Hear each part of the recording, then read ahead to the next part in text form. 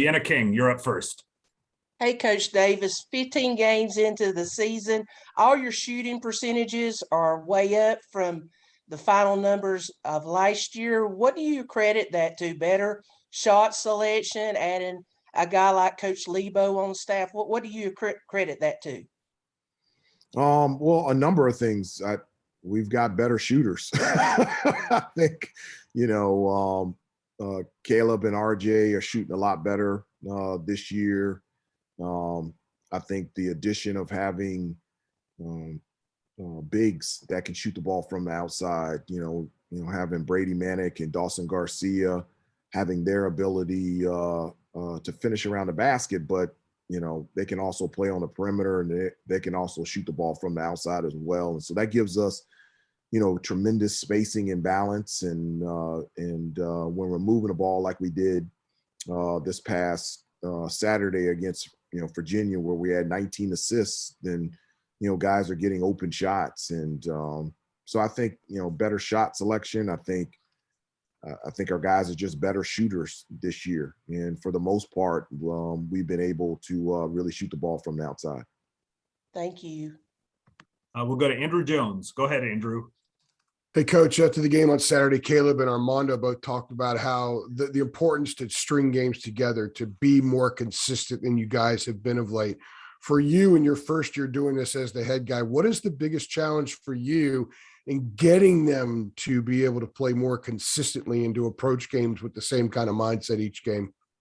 Well, just getting them to understand how important it is to the success of our team, and also them individually about being, consistent. One of the things that I talked with them a lot about, but specifically after the game against Virginia, is that, they've experienced what it's like to bring the energy and the effort and the toughness out there on the floor. So they've experienced the benefit of that.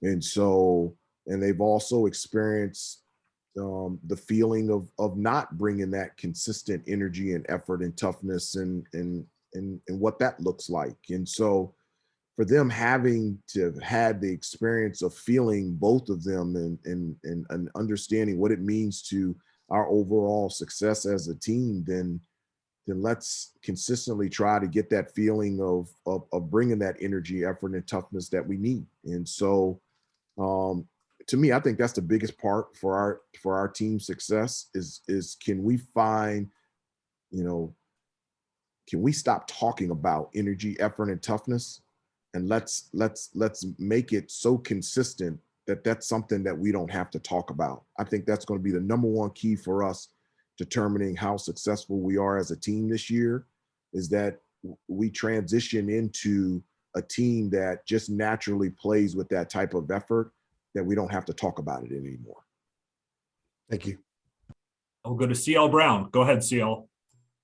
Hey, Hubert, kind of piggybacking off of that. When did you kind of coin that phrase together, energy, effort, and toughness? Was that something that while you were coaching the JV team that would come up often? I didn't have to coach energy, effort, and toughness on the JV team at all.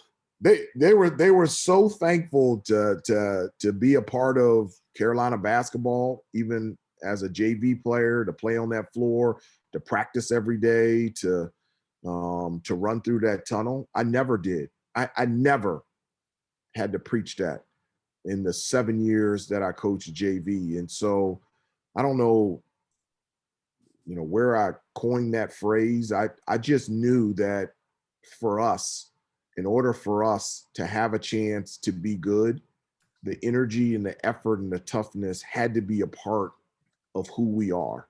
One of the things that Coach May says most of the time when we go on a road trip, he always says, pack your game, like bring your game at home games, bring your game. And I've told them, like, you shouldn't have to pack it. You shouldn't have to bring it. It should be already with you. And that's, as I said before, that's going to be the number one determining factor of how good we are, is that, are we a team that just every game we come out with that energy, effort, and toughness that we've talked about how important it is to us. And coming off of coming so close to, you know, that Virginia Tech game being postponed, and you had kind of an extended break between games then, and now you're playing with a week between games. Is it hard? Is it going to be harder to kind of carry over Saturday's win to Georgia Tech? I don't think so. You know, today's the first day of classes for our guys for the spring semester, and so that's an adjustment to you know, going back into the classroom. And you know, today and tomorrow will be more individual workouts, and you know, and I love doing that. You know, I've always said for our team to get better, each individual player has to get better, and I love skill development, and that's something that myself and our staff is very passionate about. We'll give them Wednesday off, and then Thursday and Friday we'll go to more traditional practices in our preparation for Georgia Tech. And so, you know, it'd be nice to have a, you know, a midweek game to continue the how we played on Saturday. But, you know, after this week and starting at Georgia Tech on Saturday, our schedule is going to be tight, you know, because we still have to fit in a postponed game from Virginia Tech. And so, we don't have any more breaks. So this is a good opportunity for us to kind of catch our breath, and get ready for the rest of the ACC season. Thank you. Brendan Marks, go ahead.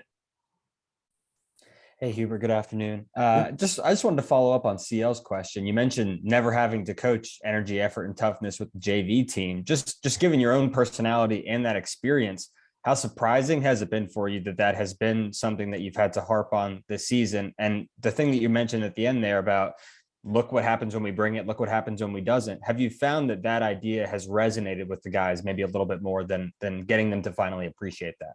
I have. I feel like it has resonated with them more.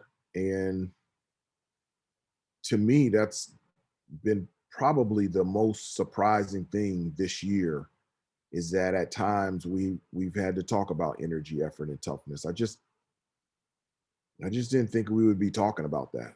And so it's surprising, it's frustrating, and it's tiring to deal with that and talk about that. But I really feel like it's really starting to resonate with them. One of the things that we talked about after we played Notre Dame is I told them that they have an opportunity to play. And I said, you know, like Coach May, Coach Lebo, Coach Sullivan, myself, we no longer have that opportunity. And I told them, not only do they have that opportunity, they still have the ability. And I said, like, we don't even have the ability to play anymore. And I said, well, now that you have the opportunity and you still have the ability, like, to get them to understand that their job is, they have a responsibility to show up every day and give it everything that they have, because the opportunity and the ability at one day is going to go. And so now that you have it, why don't you just use it? And I could see it in their eyes. When I said it that way, for whatever reason, they kind of got it. And so my hope is that it does resonate in a way where we don't have to talk about it anymore, because win or lose, I really feel like when we do bring that energy, effort, and toughness, we're a very difficult team to beat. We'll go to Gregory Hall. Go ahead. Hey, Hubert.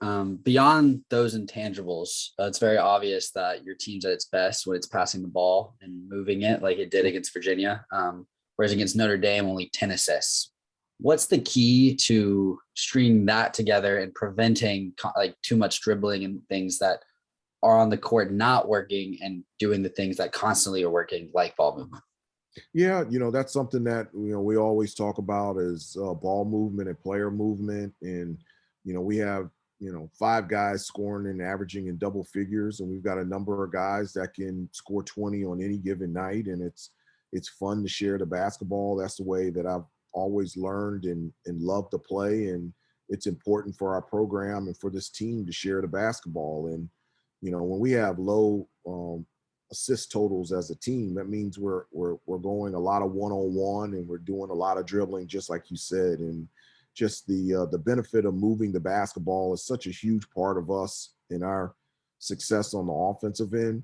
You know, the couple of days prior to Virginia, we moved the ball really well in practice, so much so that, you know, even people that were watching practice goes, wow, you guys were sharp moving the ball on the offensive end. And so I was really happy that we were able to, you know, do that in Virginia, because against a great defensive team, that's the only chance that you have in being successful against Virginia is with great ball movement. And we were able to do that. And my hope is that the success that we all had moving the basketball is something that would resonate with our guys and that we can consistently do the remainder of the year, whomever we are playing.